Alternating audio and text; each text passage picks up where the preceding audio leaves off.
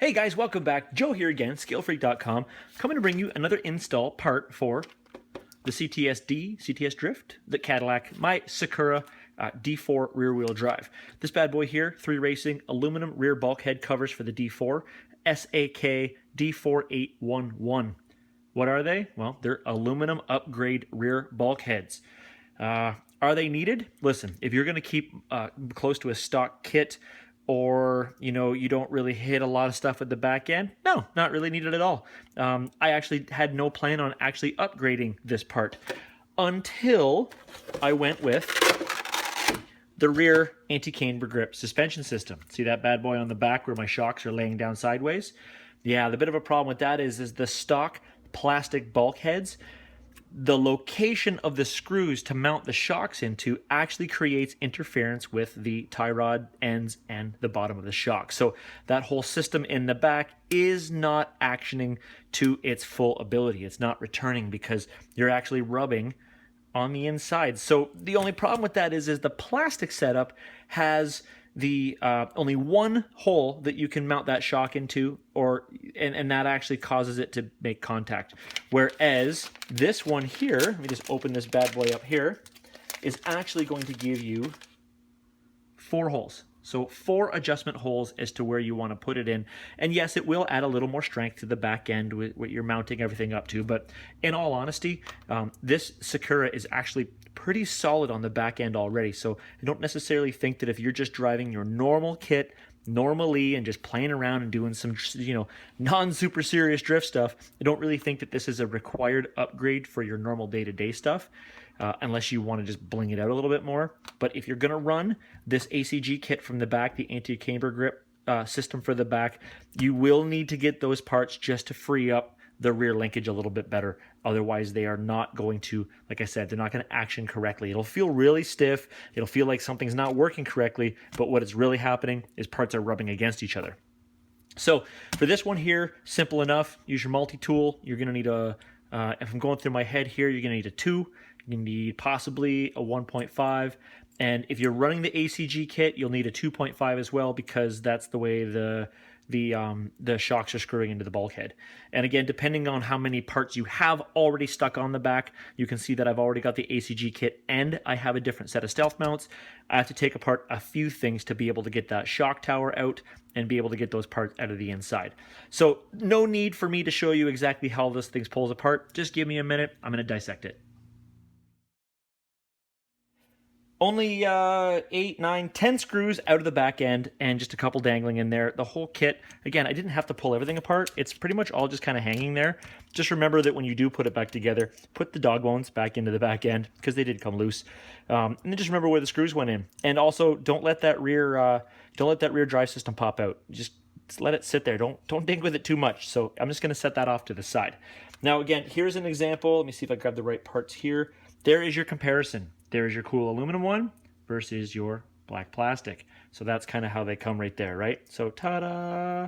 Now, a couple things. Number one, you'll notice there is no cross brace on the top of this. It's not needed. So they've removed it.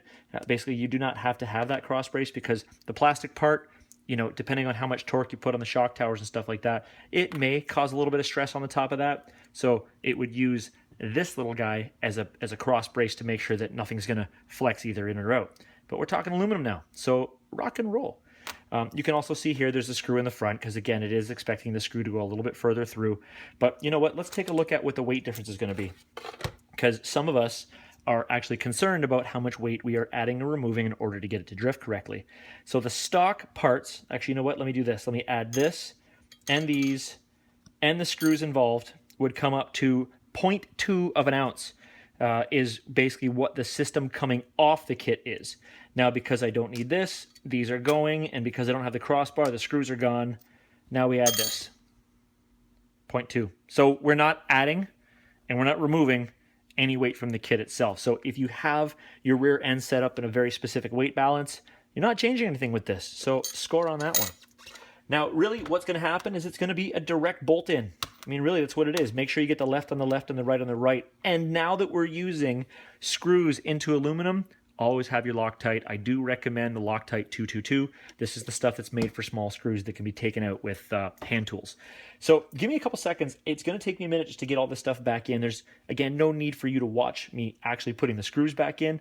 And what I'm going to do now that I have this out. So you can see here, let me grab the left side. The stock screw hole for this unit, if I put them back to back and line the screw holes up, the stock screw hole for this unit would be to use, where is it? The front one. So it'd be use the front. But what I'm going to do is I'm going to move the shock to the back. So that's where I'm going to put it. That way the shock will now have the ability to move around without touching the linkage. So that's the plan. So give me 1 second, guys. I'm going to get all this stuff mounted back into the kit. So just like that, it's done. I bet you if I wasn't doing this on camera, this is a 10-minute install. Super, super easy. Like I said, it was 2, 4, 6, 8, 10 screws to come out and only 8 to go back in. I didn't really have to do a whole lot, but very difficult to see from the camera angle. There is actually space between my shock and my tie rod now. So look, if I hit this, it returns. It actually will come back like it's supposed to. So this is a neat system to help with the body roll and making sure that the tires stay flat and the contact patches works correctly. But before, when I had the plastic ones in, it would not work correctly. If you pushed it, it would stick because it was making contact with plastic parts. Now I have full free movement, which is excellent. Now I can just learn how to tune it correctly and make this thing work exactly how I want it to. So again, not necessarily. So SAK-D4811, the aluminum rear bulkhead cover, not necessarily a must-have part if you're not using the ACG, the anti-camber gear or anti-camber grip setup on the rear. But if you are using it, then yes, you're going to have to put it on there because otherwise it will make contact because you only have the one hole. So yay! Now it's going to work better. I can't wait. I really can't wait. Cool drift stuff coming up. More drift videos coming. I'm just super pumped about it. So guys, that's it for this video. I wanted to make sure that you guys knew that that part existed. And if you were going for the ACG setup, you're going to need that part. I want to make sure I steer you in the right direction. But that's it for this video, guys. So please, any questions or comments, put them in the comment section down below. Of course, please share this. Please like it. And if you haven't already, please subscribe to the channel. So thanks, guys, for checking it out. Have a great night.